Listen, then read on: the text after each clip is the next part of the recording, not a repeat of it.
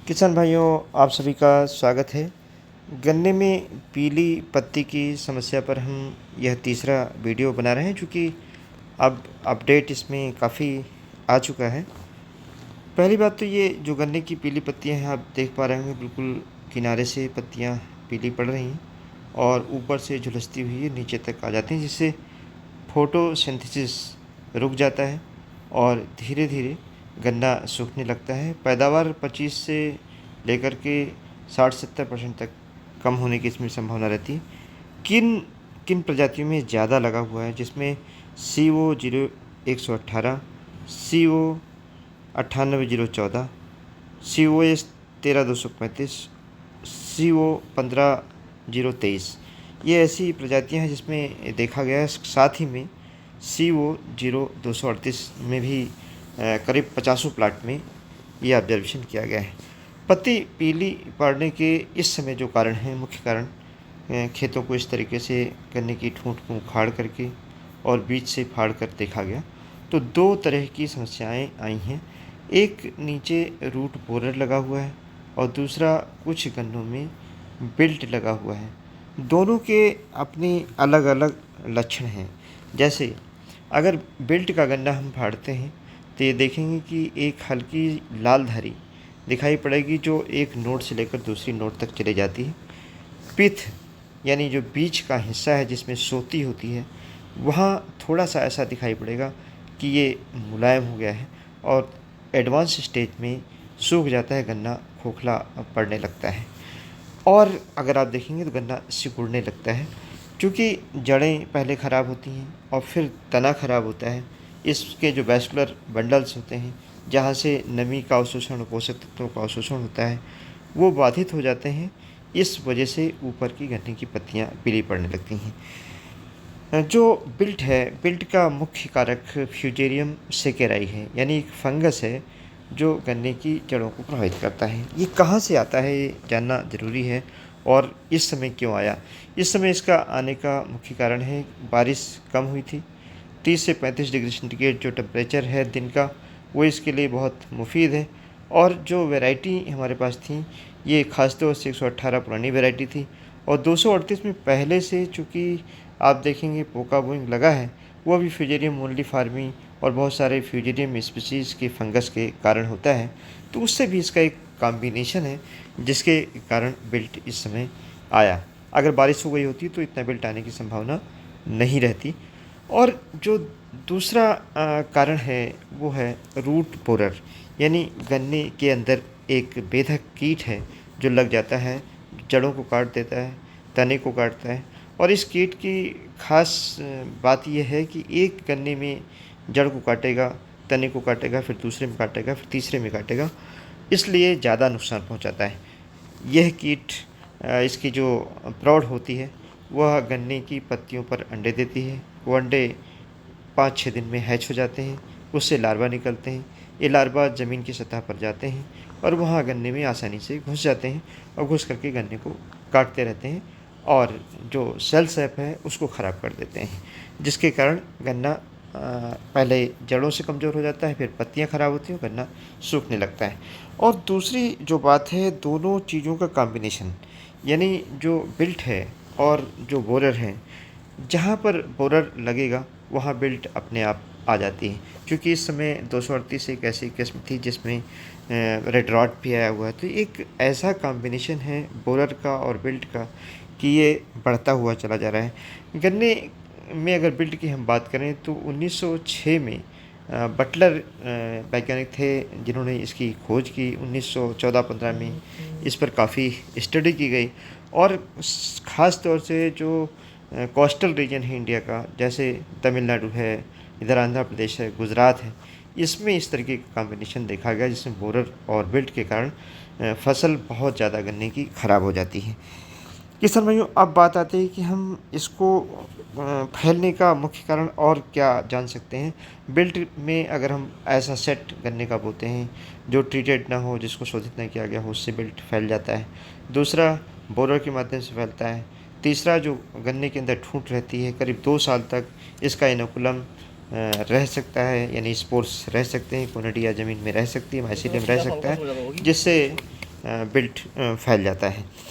किसान भाइयों, बोरर का भी यही कारण है, चूँकि बारिश कम हुई थी, गन्ने के खेत में किनारे बोरर आकर के और अंदर की तरफ चला गया। धीरे धीरे गन्ने की पत्तियां सूखने लगीं।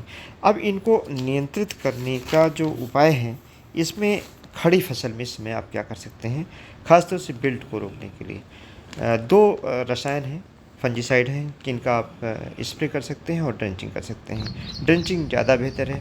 कार्बनडाजिम 2 ग्राम प्रति लीटर की दर से, अगर एक एकड़ में 300 लीटर पानी लगता है तो 600 ग्राम कार्बनडाजिम का घोल बना करके और गन्ने की लाइन में दोनों तरफ से आप स्प्रे कर दें।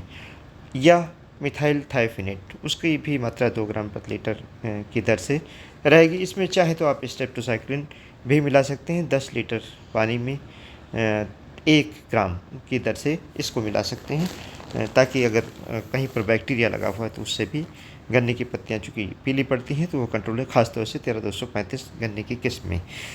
किसान भाइयों, गन्ने की पत्ती पीली होने का वाईएलडी एक डिजीज होती है जो वायरस से होती है, और दूसरा बैक्टीरियल जो टॉप रॉट होता है उसमें गन्ने की पत्तियां पीली दिखाई पड़ती हैं। तो अगर हम स्टेप्टोसाइक्लिन डालते हैं तो उसका भी एक तरीके से काफ़ी हद तक नियंत्रण हो जाता है।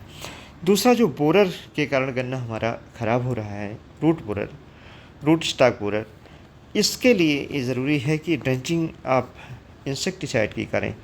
क्लोरोसाइपर, क्लोरो 50 इसी और साइपर 5% का घोल बना करके, अगर 300 लीटर पानी 1 एकड़ में लगता है, 600 ml का घोल बना करके और गन्ने की लाइन में दोनों तरफ स्प्रे ड्रेंचिंग कर दें। ड्रेंचिंग करने के बाद 10 दिन बाद इसको दोहरा दें, हल्का पानी लगा दें, और पानी लगाने के 3-4 दिन बाद आप 1 एकड़ में 4 किलोग्राम ट्राइकोडर्मा गोबर की सड़ी हुई खाद मिला करके और डाल दें। क्योंकि ट्राइकोडर्मा से फंगस भी कंट्रोल होता है, वायरस भी कंट्रोल होते हैं, और साथ ही में अगर आप ये देखेंगे जो बैक्टीरिया होता है वो भी कंट्रोल होता है और जड़ें सुरक्षित हो जाती हैं। दूसरा, माइकोराइजा एक फंगस है जिसको हम कहते हैं इंडो माइकोराइजा, उसके प्रिपरेशंस आते हैं, अगर उसको डाल देते हैं तो उससे रूट जोन आपका बढ़ जाता है और उसमें कभी कीड़े का अटैक नहीं होता है। सेल वाल से जुड़े हुए माइकोराइजा पोषण गन्ने को देते रहते हैं और दूसरे बैक्टीरिया या फंगस को जड़ के पास नहीं आने देते हैं। तो माइकोराइजा भी आप खेत में ज़रूर डालें। अब ये बात हमने कर ली खड़े खेत की।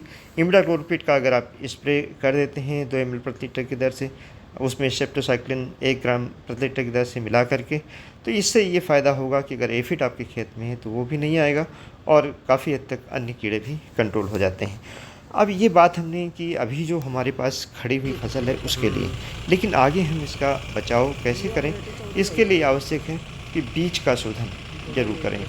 अगर बिल्ट को हमें दूर रखना है तो बीज का शोधन 2 ग्राम प्रति लीटर की दर से वेवेस्टीन या कॉपर ऑक्सीक्लोराइड या मिथाइल थायोफिनेट 30 मिनट के लिए अगर गन्ने के टुकड़े काट करके उसमें डुबो दें तो इसको काफ़ी हद तक कंट्रोल, बिल्ट को काफ़ी हद तक कंट्रोल किया जा सकता है। इसके अलावा रेड राट को भी कंट्रोल किया जा सकता है। किसान भाइयों, इसके अलावा जो सबसे एक अच्छी बात है कि सीड का सिलेक्शन, बिल्कुल हेल्दी सीड आप प्रयोग करें, और हेल्दी सीड प्रयोग करने के साथ साथ में ऐसी वैरायटी जो रेजिस्टेंट हैं, जैसे 14-2 एक ऐसी वैरायटी है जो बिल्कुल इसके प्रति रेजिस्टेंट है, उसका बीज अगर आप बोते हैं तो निश्चित तौर से उसमें ये बीमारी जो पीले पत्तियों की बीमारी है ये नहीं दिखाई पड़ती है। और hot water treatment 52 degree centigrade पर गन्ने के टुकड़े को काट करके अगर 1 घंटे तक केवल भिगो दिया जाए तो उससे चाहे आपकी ये येलो पत्ती की बीमारी हो, वाईएलडी हो, और चाहे वंची टाप जैसी बीमारियां हों, या ग्रासी सूट जिसको हम बोलते हैं ये है बीमारी है, इसके साथ में रैटून स्टंटिंग है, इन सारी बीमारियों को इस उपचार से रोका जा सकता है। चाहे तो आप हॉट वाटर ट्रीटमेंट कर दें या मॉइस्ट हेयर ट्रीटमेंट कर दें। 54 डिग्री सेंटीग्रेड पर 4 घंटे के लिए गन्ने के टुकड़े को अगर एमएचटी प्लांट में रख देते हैं, उसकी बुआई करते हैं, तो आपका बीज इन फंगस जनित बीमारियों से, वायरस जनित बीमारियों से और बैक्टीरियल बीमारियों से सुरक्षित हो जाएगा।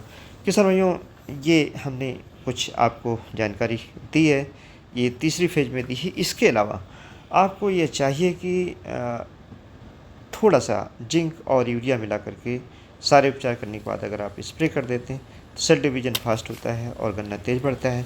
दूसरा NPK 1.5 किलोग्राम प्रति 100 लीटर पानी में मिला करके और स्प्रे कर दें, ताकि गन्ने में बोरर और विल्ट को रोकने के बाद गन्ने की बढ़वार के लिए इससे फ़ायदा मिल सके। धन्यवाद। जय हिंद, जय भारत। बोरेक्स भी 2 kg प्रयोग कर सकते हैं। और गन्ने की जो प्रजातियां हैं, COL के 14-201, COS 17-231, COL के 16-202, ये ऐसी नई किस्में हैं जो इससे प्रभावित नहीं हैं। इनकी बुआई भी कर सकते हैं। धन्यवाद।